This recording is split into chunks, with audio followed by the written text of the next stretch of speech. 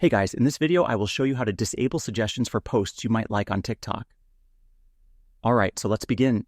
This is really useful to be able to do, as you may just not want to go and see them anymore, and it can just be quite annoying. So to go and do this, it's super straightforward. First of all, come to the bottom right, and you want to go click on Profile.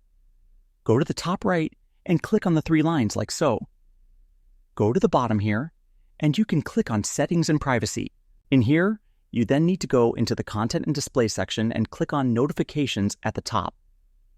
Now you need to go and scroll down like so until you see the section Personalized Post Suggestions, and you can go switch off posts you might like. That can also do it from people you may know as well. It's that simple. You now no longer see them. So that's basically how you can disable suggestions for posts you might like on TikTok. And that's it for this video. If you found this helpful, consider subscribing and giving this a big thumbs up. Thanks.